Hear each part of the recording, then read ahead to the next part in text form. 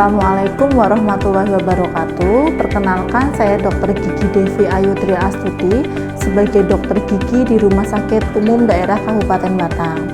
Pada kesempatan kali ini, saya akan mensosialisasikan pentingnya menjaga kesehatan gigi dan mulut pada ibu hamil.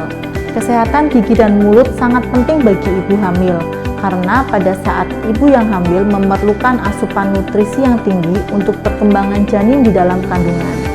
Jika kesehatan gigi dan mulut ibu hamil ini terganggu, maka akan mempengaruhi aktivitas makannya, sehingga ibu hamil akan merasa malas saat mengunyah atau bahkan merasa kesakitan saat mengunyah.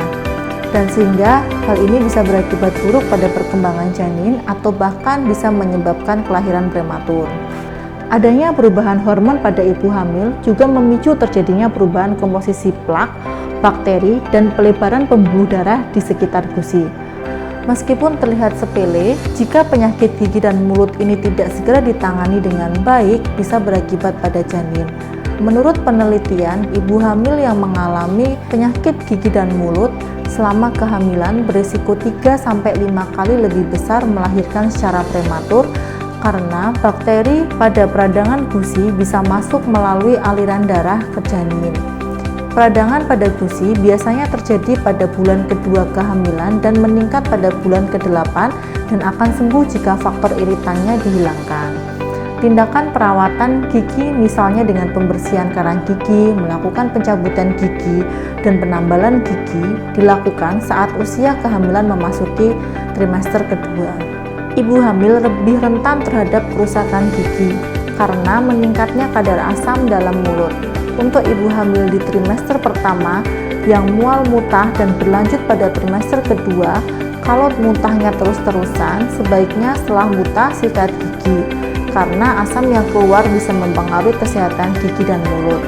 Tapi kalau dengan sikat gigi malah menjadi mual dan muntahnya cukup sering, maka cukup dengan sering berkumur-kumur dengan mouthwash yang tidak mengandung alkohol atau dengan air garam yang dengan komposisi setengah sendok teh garam dicampur dengan segelas air hangat. Peradangan pada gusi atau sakit gigi pada ibu hamil ini biasanya terjadi pada ibu hamil yang sudah mengalami masalah kesehatan pada gigi dan gusinya sebelum kehamilan terjadi.